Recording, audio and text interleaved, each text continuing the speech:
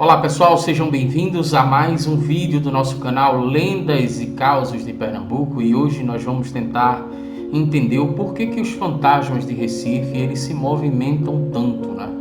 Eu não sei se você já percebeu, mas aqui no Recife nós temos uma cultura onde essas lendas e esses causos são de fantasmas e assombrações que acabam se movimentando demais, e isso diverge um pouco da cultura de diversos lugares. Por exemplo, se você vai para a Europa, principalmente, só para citar como exemplo, em Londres, né?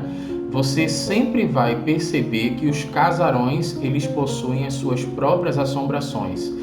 Mais ou menos as histórias são contadas da seguinte forma: aquele casarão é assombrado, possivelmente aí deveria ter uma história de algum dono do casarão que faleceu e não aceitou a sua morte, e por isso ele assombra as pessoas que vão lá para esse respectivo casarão, justamente com a intenção de espantar essas pessoas, porque o fantasma, hipoteticamente falando, acreditaria que o castelo é dele, que o castelo tem que ser dele, que ninguém mais pode tomar posse daquele castelo.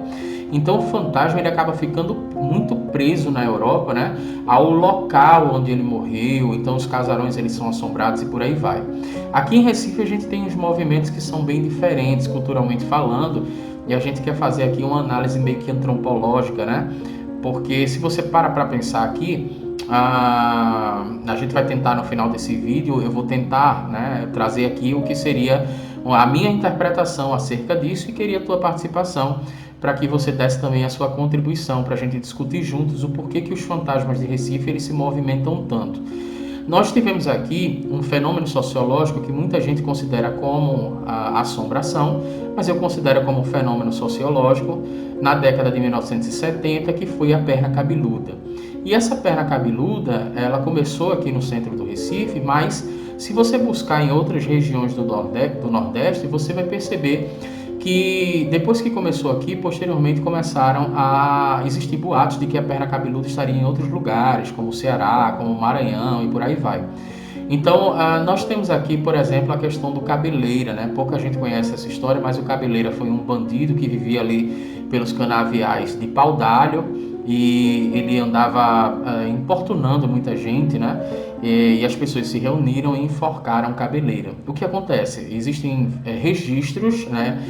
Relatos, na verdade, de que o Cabeleira teria aparecido aqui no centro do Recife. Então, veja, ele já sai de uma outra cidade e vem aqui para o Recife, né? Para espantar e assustar as outras pessoas. Então nós temos, por exemplo, a questão do Boca de Ouro, né? Um Boca de Ouro que é um fantasma, quase que um morto-vivo, né? Em forma de caveira, que ele pedia cigarros ali para as pessoas que andavam na região perto das pontes, né? Da Dantas Barreto, do Recife Antigo, por ali vai. Ele andava assustando as pessoas que os desavisados, né? Que caminhavam por ali tarde da noite. Mas o Boca de Ouro também, já existem relatos em outros lugares, que não seja no Recife, né? Em outros lugares, em outras cidades, em outros estados, inclusive. Se você pesquisar, você vai ver que existiram relatos do Boca de Ouro, meio que quase que dando um passeio por lá, né? E aqui a gente tem uma cultura muito grande. Eu acredito que boa parte, né, dessa interpretação, dessa movimentação dos fantasmas e das assombrações, eu acredito que justamente seja a cultura, né, que foi criada pela necessidade do êxodo aqui na história do Brasil. Então, a história do Brasil, o Brasil é um país continental, um país muito grande, e um país que ele tem uma desigualdade social muito grande. Então, por exemplo, se você pega a história do Brasil, você vai ver que durante algum tempo, né, inclusive até hoje acontece, mas bem menos, as pessoas precisavam sair do sertão, abandonar as suas casas para tentar a vida nas cidades grandes, né? Isso acontecia com muita frequência porque no sertão existia seca, né? Aqui no Nordeste, por exemplo, existia muita seca, ainda existe, mas não é tanto quanto antes, né? Então, você sempre vai perceber esse movimento do êxodo rural, né? As pessoas saindo de lá das suas regiões e vindo tentar a vida aqui em Recife. Também aconteceu o êxodo da tentativa, né, de pessoas irem ganhar suas respectivas vidas lá em São Paulo. Então, o Nordeste muito precário economicamente, sociologicamente, ele sempre muito precário. As pessoas tinham que sair daqui para tentar a vida lá no sul do país, mais precisamente em São Paulo e Rio de Janeiro, né? Então, essa cultura de êxodo talvez tenha influenciado um pouco a questão da imaginação, né, do inconsciente coletivo, né, que é o conceito lá proposto por Jung, né, esse inconsciente coletivo que acabou construindo uma narrativa aqui em Recife de que seus fantasmas, eles também, de certa forma, eles também reproduziam esse êxodo, né?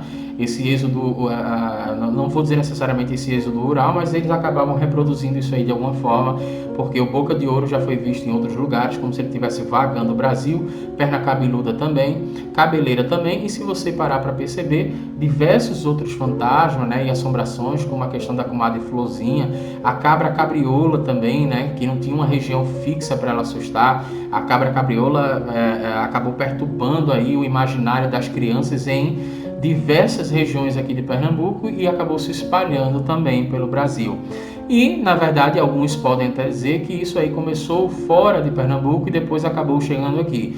Mas não derruba o nosso questionamento, que é justamente por que esses fantasmas aqui no Brasil, eles não estão necessariamente presos a uma casa especificamente, a um local especificamente. Os fantasmas e assombrações, né, que já fazem parte da cultura do povo recifense, do povo pernambucano, inclusive até do povo nordestino, né?